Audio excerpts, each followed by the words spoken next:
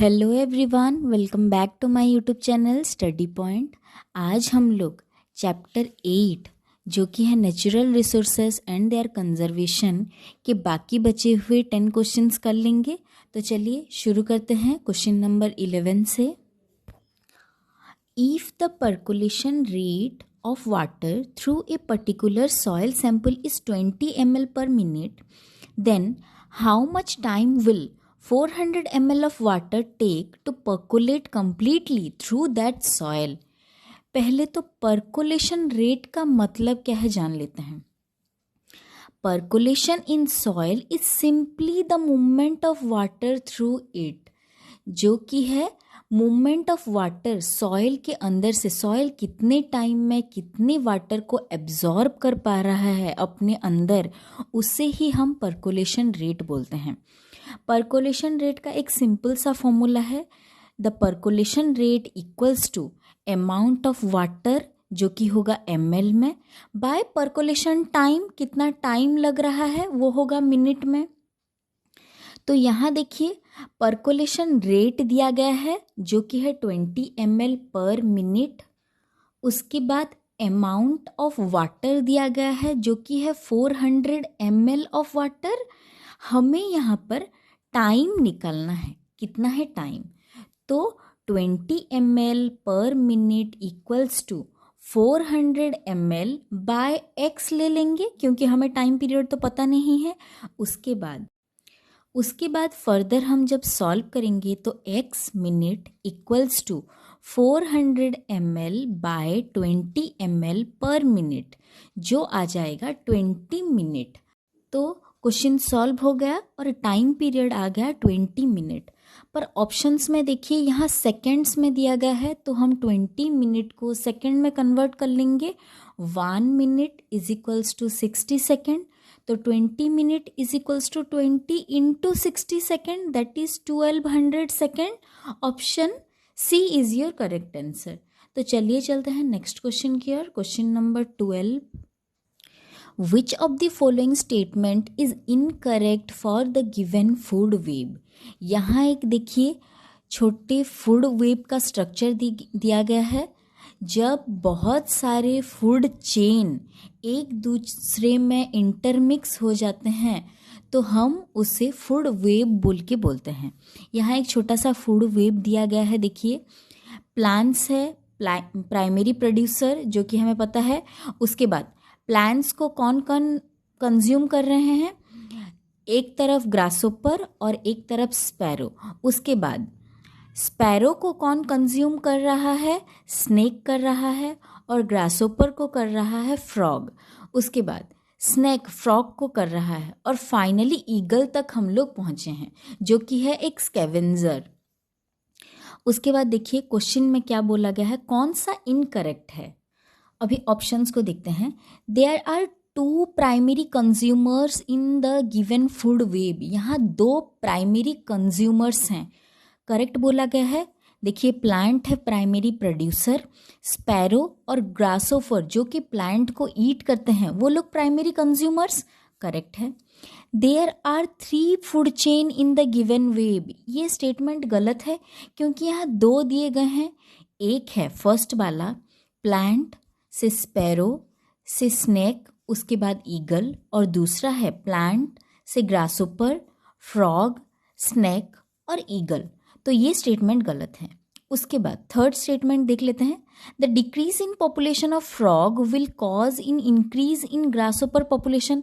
अगर फ्रॉग के पॉपुलेशन में डिक्रीज आ जाएगा तो ग्रासोपर का नंबर ऑटोमेटिकली इंक्रीज होगा क्योंकि ग्रासोपर को कंज्यूम कर रहा है फ्रॉग, और फ्रॉग के नंबर में कमी आ चुकी है तो ऑब्वियसली ग्रासोपर का नंबर इंक्रीज होगा। Fourth statement, the snake is both predator and pray.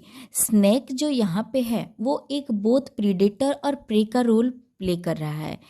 Pray कैसे, क्योंकि ईगल उसे कंज्यूम कर रहा है, और प्रीडेटर क्यों, क्योंकि वो स्पैरो और फ्रॉग को कंज्यूम कर रहा है स्नेक। तो यस, फोर्थ स्टेटमेंट भी करेक्ट है, तो option B is your correct answer.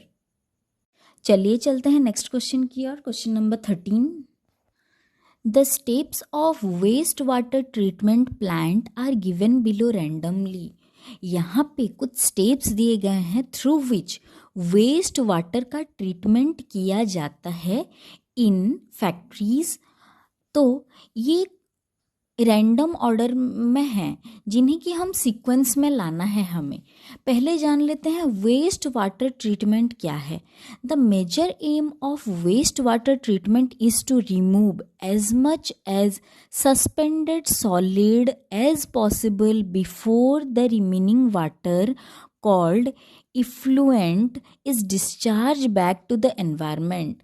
हम लोग जो वाटर यूज़ करते हैं फैक्ट्रीज़ में, उससे हम लोग बाहर छोड़ने से पहले उसके अंदर से जितनी हो सके गंदगी को हम अगर निकाल पा रहे हैं, दैट सॉलिड पार्टिकल्स, और उसके बाद वाटर को डिस्चार्ज कर रहे हैं बाहर, तो यही है वेस्ट वाटर ट्रीटमेंट।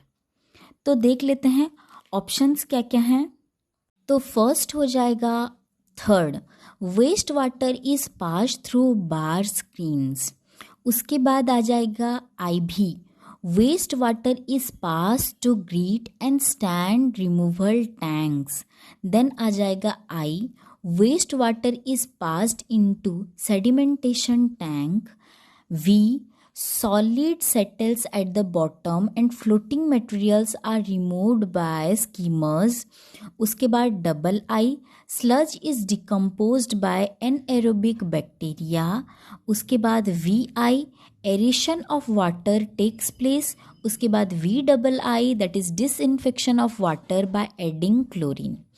यहाँ जितने भी ऑप्शंस दिए गए हैं, देखिए पहले उसे बार स्क्रीन के थ्रू पास किया जाएगा, उसके बाद उसे बड़े बड़े टैंक्स में डाला जाएगा जिसमें कि सॉलिड पार्टिकल्स जितना होगा, जो हेवियर कंपोनेंट्स होंगे वो नीचे सेटल डाउन हो जाएंगे, और जितने भी लाइटर कंपोनेंट्स होंगे जैसे कि डेड एंड डिकेइंग मैटर और प्लांट्स एंड एनिमल्स, वो ऊपर फ्लोट होंगे।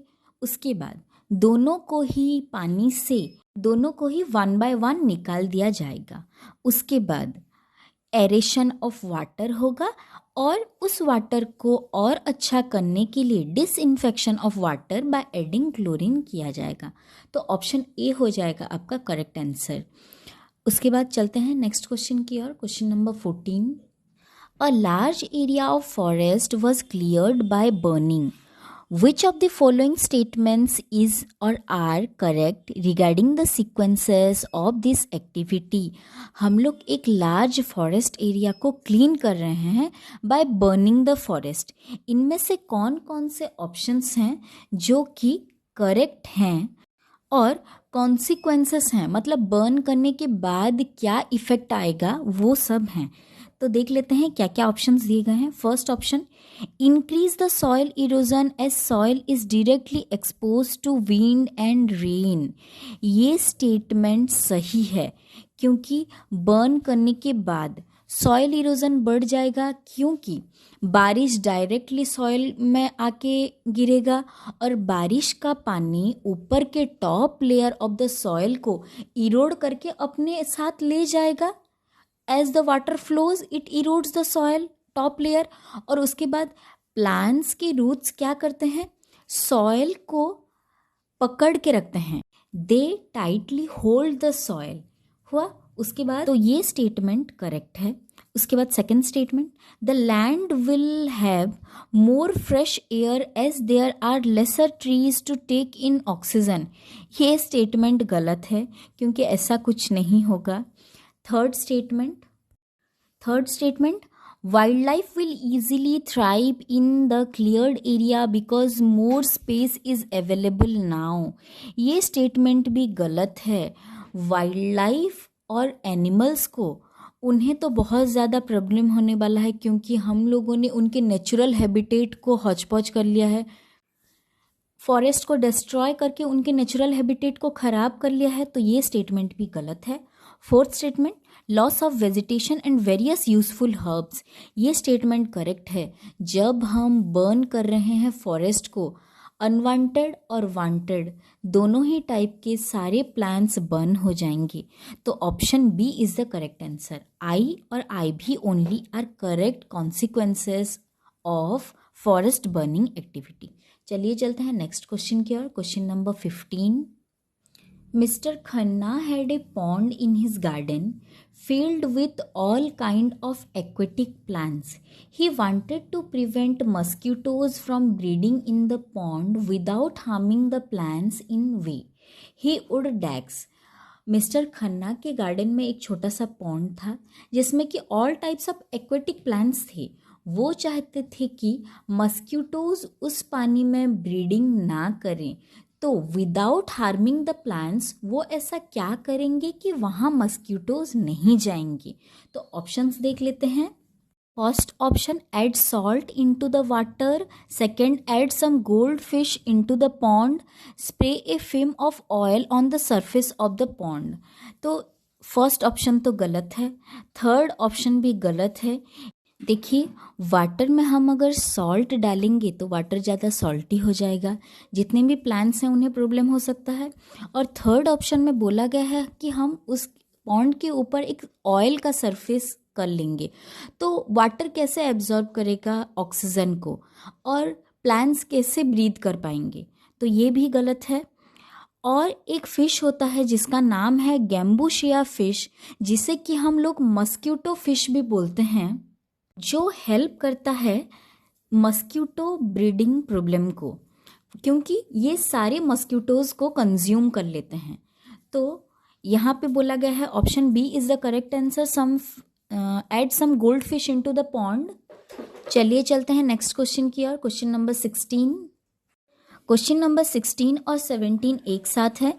Read the given data and select the correct option for the following question.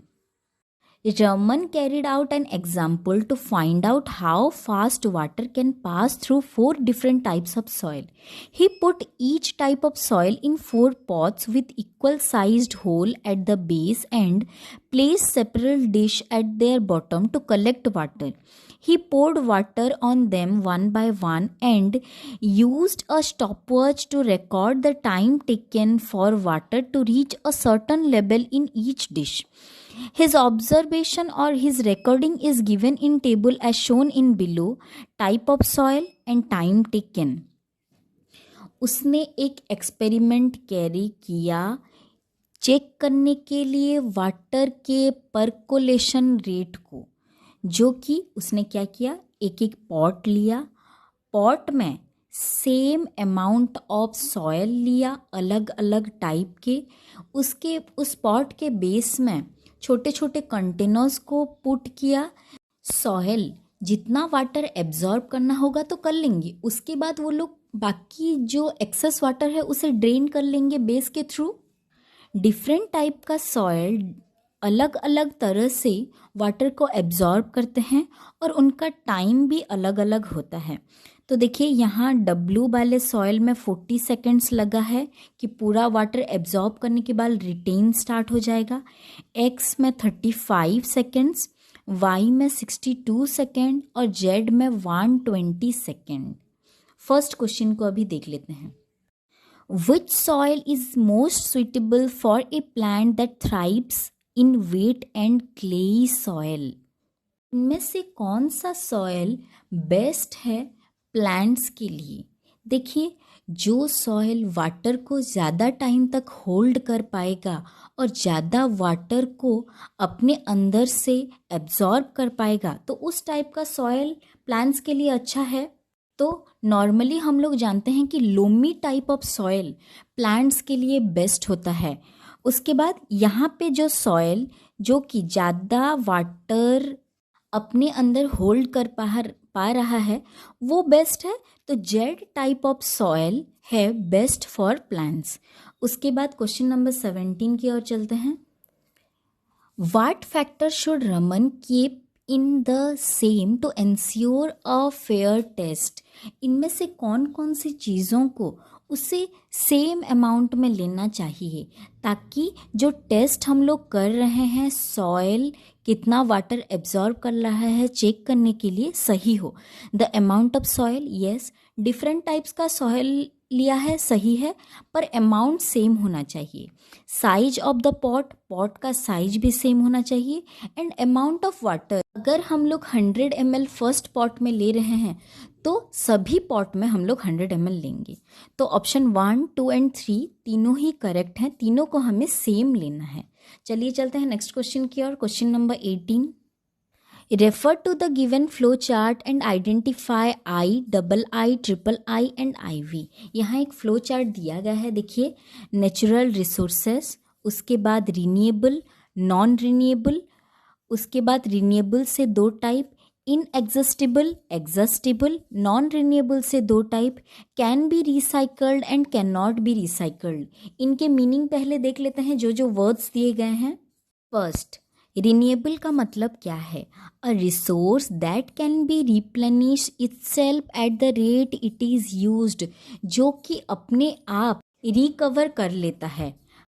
और नॉन रिन्यूएबल वो रिसोर्सेस हैं जो कि लिमिटेड होते हैं, वो अपने आप को रिन्यू नहीं कर पाएंगे। दोनों के एग्जाम्पल्स देख लेते हैं हम लोग। रिन्यूएबल रिसोर्स है विंड, सोलर एंड वाटर। के बाद नॉन रिन्यूएबल में कौन कौन आएंगे? कोल एंड नेचुरल गैस, जो कि अपने आप को रिन्यू नहीं कर पाएंगे और रिप्लेनिश्ड नहीं कर पाएंगे। उसके बाद 2 टर्म है एग्जॉस्टेबल और इनएग्जॉस्टेबल। एग्जॉस्टेबल रिसोर्स वो रिसोर्स है जो कि लिमिटेड क्वांटिटी में प्रेजेंट है, जैसे कि कोल एंड नेचुरल गैसेस। और इनएग्जॉस्टेबल वो रिसोर्स है जो कि अनलिमिटेड क्वांटिटी में प्रेजेंट हैं और they keep on replenishing itself, जैसे कि वाटर, सॉयल, सोलर एनर्जी। उसके बाद राइट हैंड तरफ दिया गया है can be recycled and can not be recycled, जिसे हम इजीली रिसाइकल कर सकते हैं, और दूसरा है जिसे हम इजीली रिसाइकल नहीं कर सकते हैं। तो इनके एग्जाम्पल्स देख लेते हैं। कैन बी रिसाइकल्ड, हम लोग मेटल्स को रीयूज़ कर सकते हैं, रिसाइकल कर सकते हैं, जैसे कि प्लास्टिक को कर सकते हैं। और कैन नॉट बी रिसाइकल्ड में आएगा फॉसिल फ्यूल। तो अभी ऑप्शंस को हम अगर देखेंगे तो कौन सा सही होगा? ऑप्शन बी हो जाएगा आपका करेक्ट आंसर। चलिए चलते हैं नेक्स्ट क्वेश्चन की ओर। Question number 19, refer to the given diagrammatic representation of distribution of water on earth and select the correct statement. यहाँ 3 सर्किल दिए गए हैं जिसमें कि वाटर के प्रेजेंस को अलग अलग जगह पे बताया गया है उसके थ्रू। देखिए, और एक्स वाई जेड दिया गया है, हमें उसे आइडेंटिफाई करना है। फर्स्ट सर्किल में जो मेजॉरिटी ऑफ पार्ट है वो ओशन वाटर है, जो कि 97% अप्रोक्सीमेटली पाया जाता है। और जो छोटा सा पार्ट है वो है फ्रेश वाटर, जो कि 3% प्रेजेंट है। उसके बाद हम लोग अगर फ्रेश वाटर को एनालाइज करेंगे, यहाँ देखिए दिया गया है एक्स और वाई। एक्स जो कि है मेजॉरिटी ऑफ पार्ट, जो कि 68% that is glaciers and ice caps में वाटर है। और जो बाकी बचा हुआ वाई है वो है ग्राउंड वाटर, जो कि है 30% अप्रोक्सीमेटली। उसके बाद जो छोटा सा अदर है 1.8%, उसे अगर हम लोग एनालाइज करेंगे तो देखिए मेजॉरिटी ऑफ पार्ट जेड में आया है, जो कि है लेक में 87% ऑफ वाटर। और बाकी बचे हुए वाटर हैं रिवर्स में, स्वैम्स में, एट्सेट्रा। तो एक्स वाई जेड को हम लोग अगर कंसिडर करेंगे तो ऑप्शंस को देख लेते हैं। First option, X is a persistent body of dense ice that is constantly moving under its own weight। तो ये स्टेटमेंट करेक्ट है, क्योंकि X को हम लोगों ने क्या बोला था? Glaciers and ice caps. Y is found below the water table and rain water is the main source। ये स्टेटमेंट भी करेक्ट है, क्योंकि ग्राउंड वाटर का परसेंटेज मेजरली रेन वाटर के ऊपर ही डिपेंड करता है। Third, Z is an important source of water to the perennial rivers. ये स्टेटमेंट गलत है, तो ऑप्शन ए हो जाएगा आपका करेक्ट। आई और डबल आई दोनों करेक्ट हैं। चलिए चलते हैं लास्ट क्वेश्चन की ओर। Question number 20, which of the following will happen if the population of snake is increased in the given food web। यहाँ पे एक फूड वेब दिया गया है जहाँ पे कि बहुत सारे फूड चेन इंटरकनेक्टेड हैं, जैसे कि हम लोग देख पा रहे हैं। अगर स्नेक का पॉपुलेशन इंक्रीज होगा तो क्या होगा? पहले स्नेक को देख लेते हैं। फर्स्ट देखिए, बोला है स्नेक का पॉपुलेशन इंक्रीज होगा। अगर स्नेक का पॉपुलेशन इंक्रीज होगा तो ज़्यादा स्नेक किसको किसको कंज्यूम कर रहे हैं? वो लोग फ्रॉग को और स्पैरो को कंज्यूम कर रहे हैं। तो फ्रॉग और स्पैरो का नंबर धीरे धीरे डिक्रीज होगा क्योंकि उन्हें कंज्यूम करने वाले ज़्यादा आ चुके हैं। उसके बाद इन टर्न स्पैरो और फ्रॉग किसको कंज्यूम कर रहे हैं? ग्रासहोपर को। जबकि फ्रॉग और स्पैरो का नंबर डिक्रीज होगा तो इनडायरेक्टली ये ग्रासहोपर का नंबर धीरे धीरे इंक्रीज होगा क्योंकि ग्रासहोपर को कंज्यूम करने वालों का नंबर कम हो चुका है। तो उसी ऑप्शन को हमें यहाँ ढूंढना है। The population of frog will increase, गलत है क्योंकि डिक्रीज होगा। The population of peacock will decrease, इसका कोई रिलेशन ही नहीं है। The population of sparrow will increase, ये भी गलत है क्योंकि पॉपुलेशन ऑफ स्पैरो भी डिक्रीज होगा। The population of grasshopper will increase, ये स्टेटमेंट सही है।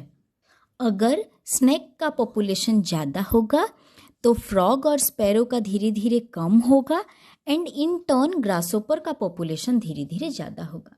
तो option D is the correct answer. इसके रिटर्न नोट्स मैं आपको प्रोवाइड कर दे रही हूँ। अगर किसी को भी किसी भी क्वेश्चन में कुछ डाउट होगा तो वो कमेंट सेक्शन में पूछ सकते हैं। Thank you for watching, take care.